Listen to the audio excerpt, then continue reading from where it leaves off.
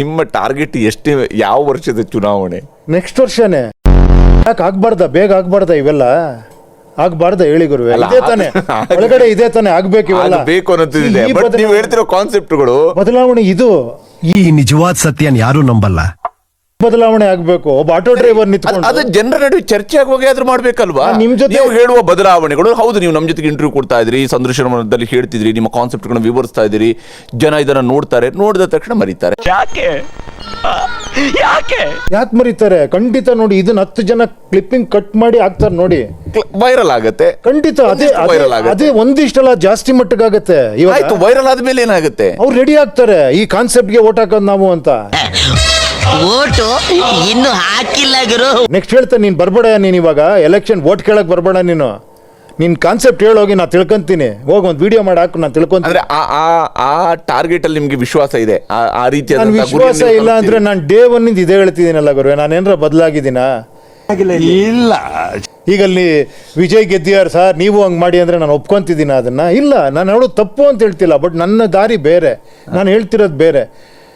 ನನಗೆ ವಿಜಯ್ ತರ ಪ್ರತಿಯೊಬ್ರು ವಿಜಯಿಗಳಾಗಬೇಕಿಲ್ಲಿ. ಆದ್ರೆ ನಿಮ್ಗೆ ಯಾವುದೇ ಇಂಥ ರಾಜಕೀಯ ಪಕ್ಷ ಜೊತೆಗೆ ಹೋಗಬಾರ್ದು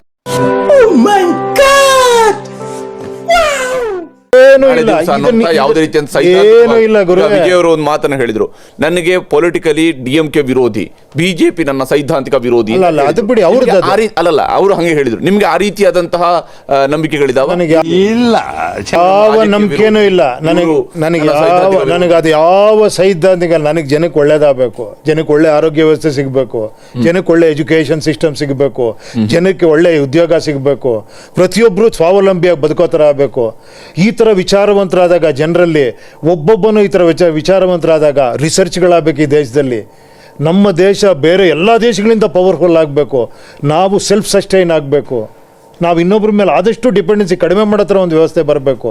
ಇವತ್ತು ನಮ್ಮಲ್ಲಿರೋ ತಲೆಗಳು ಬೇರೆ ಕಡೆ ಹೋಗಿ CEO ಅದಕ್ಕೇನು ಮಾಡಬೇಕು ಚಿತ್ರಗುಪ್ತರೇ? ಏನಲ್ಲಿ ಟ್ರಿಲಿಯನ್ ಗಟ್ಟಲೆ ಡಾಲರ್ಗಳಿಗೆ ಕಂಪನಿಗಳಿಗೆ CEO ನಮ್ಮ ದೇಶದ ತಲೆ ಅದು.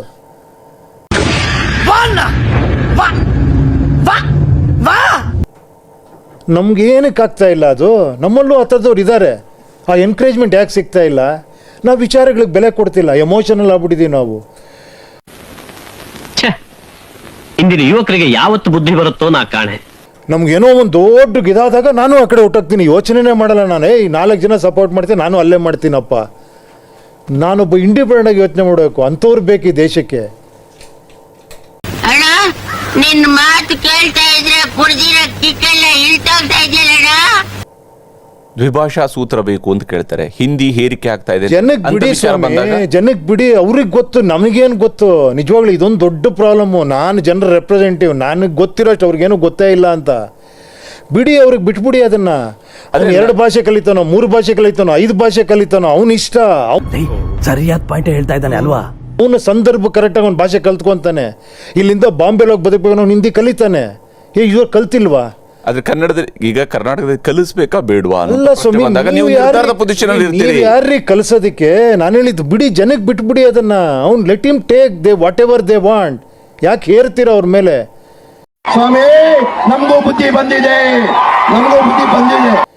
ನನ್ನ ಬದುಕು ಕರೆಕ್ಟಾಗಿ ನಾನು ಕಲ್ತ್ಕೊಂತೀನಿ. ನಾನು ಇಂಜಿನಿಯರ್ ಆಗ್ಬೇಕಾ? ನಾನು ಇಂಜಿನಿಯರ್ ಆಗ್ತೀನಿ. ನೀವು ಇಂಜಿನಿಯರ್ ಆಗಬೇಕು ಅಂತ ನೀವು ಯಾಕೆ ಹೇಳ್ತೀರಾ ನನಗೆ? ನನಗೊಂದು ಸ್ವತಂತ್ರ ಇಲ್ವ ಒಬ್ಬ ಪ್ರಜೆಯಾಗಿ?